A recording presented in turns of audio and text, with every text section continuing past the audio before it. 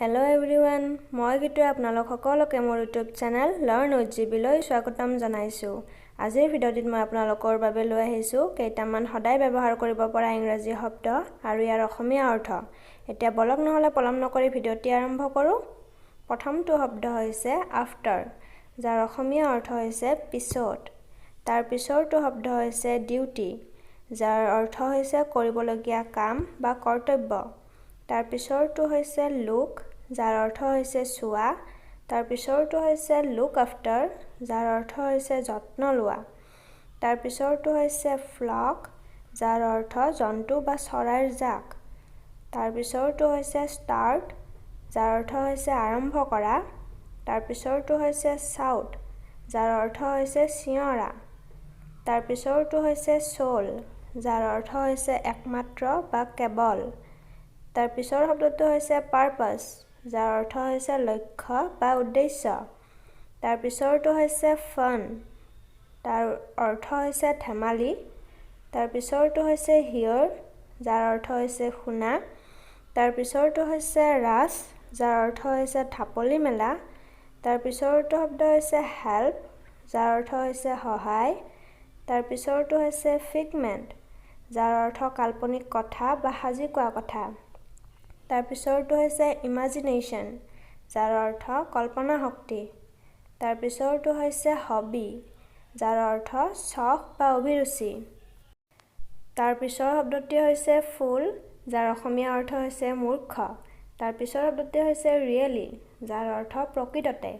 তাৰ পিছৰটো হৈছে result, যাৰ অৰ্থ ফল বা পৰিণতি। তাৰ পিছৰটো হৈছে boy, যাৰ অৰ্থ হৈছে ল'ৰা। তাৰ পিছৰটো শব্দ হৈছে kill, যাৰ অসমীয়া অৰ্থ হৈছে হত্যা কৰা। তাৰ পিছৰটো শব্দ হৈছে blame, যাৰ অৰ্থ হৈছে দোষাৰোপ কৰা। তাৰ পিছৰটো শব্দ হৈছে lie, যাৰ অৰ্থ মিছা কথা। তাৰ পিছৰ শব্দটি হৈছে bad, যাৰ অৰ্থ বেয়া। তাৰ পিছৰটো শব্দ হৈছে situation, যাৰ অসমীয়া অৰ্থ হৈছে পৰিস্থিতি। তাৰ পিছৰটো শব্দ হৈছে find, যাৰ অৰ্থ বিচাৰি পোৱা। তাৰ পিছৰটো শব্দ হৈছে piece, যাৰ অসমীয়া অৰ্থ টুকুৰা। তাৰ পিছৰটো হৈছে meat, যাৰ অৰ্থ মাংস।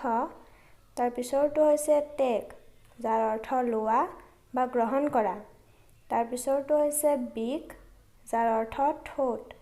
তাৰ পিছৰটো হৈছে fly, যাৰ অৰ্থ হৈছে উৰা। তাৰ পিছৰটো শব্দ হৈছে tree, যাৰ অৰ্থ হৈছে গছ। তাৰ পিছৰটো শব্দ হৈছে since, কোনো এক সময়ৰ পৰা বা যিহেতু বুজাবলৈ since ব্যৱহাৰ কৰা হয়। তাৰ পিছৰটো শব্দ হৈছে hungry, যাৰ অৰ্থ হৈছে ভোকাতুৰ। তাৰ পিছৰটো শব্দ হৈছে think, যাৰ অসমীয়া অৰ্থ হৈছে ভবা। তাৰ পিছৰটো শব্দ হৈছে plan, যাৰ অৰ্থ আঁচনি বা পৰিকল্পনা।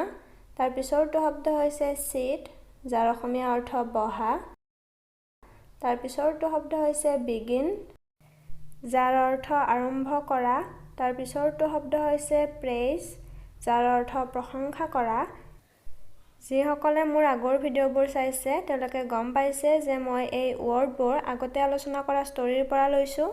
যদিহে আপোনালোকে চোৱা নাই তেতিয়াহ'লে ডেছক্ৰিপশ্যনত লিংক দিয়া আছে, তাত গৈ চাব পাৰে। এতিয়া ভিডিঅ'টোলৈ আগবাঢ়ো। ইয়াৰ পিছৰ শব্দটো হৈছে voice, যাৰ অৰ্থ হৈছে মাত। তাৰ পিছৰটো শব্দ হৈছে ask, যাৰ অসমীয়া অৰ্থ হৈছে অনুৰোধ কৰা বা খোজা। তাৰ পিছৰটো শব্দ হৈছে song, যাৰ অসমীয়া অৰ্থ হৈছে গান। তাৰ পিছৰটো শব্দ হৈছে true, যাৰ অসমীয়া অৰ্থ সঁচা বা শুদ্ধ। তাৰ পিছৰটো শব্দ হৈছে delight, যাৰ অসমীয়া অৰ্থ হৈছে আনন্দ। তাৰ পিছৰটো হৈছে delighted, যাৰ অসমীয়া অৰ্থ গভীৰভাৱে আনন্দিত বা পৰিতৃপ্ত।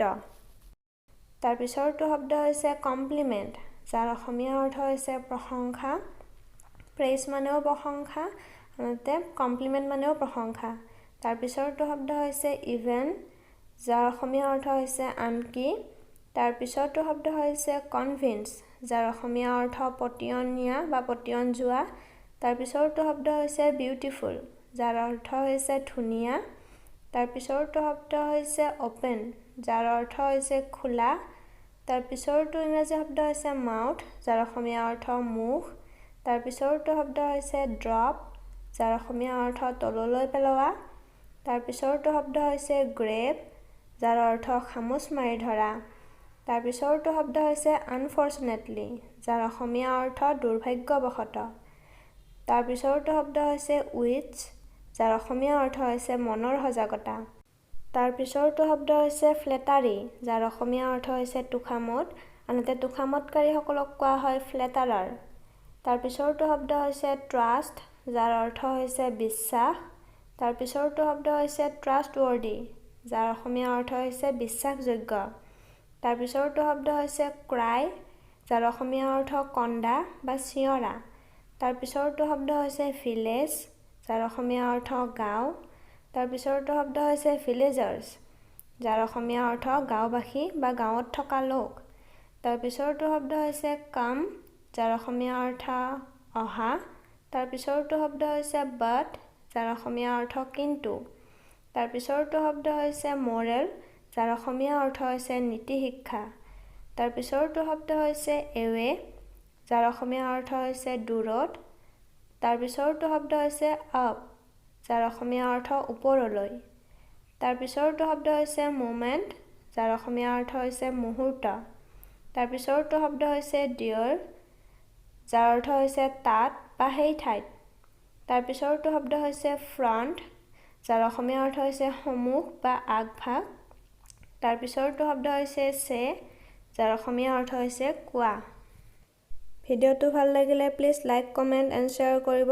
লগতে এনেকুৱা ভিডিঅ' আগলৈও পাই থাকিবলৈ মোৰ চেনেলটো ছাবস্ক্ৰাইব কৰিবলৈ নাপাহৰিব। ধন্যবাদ।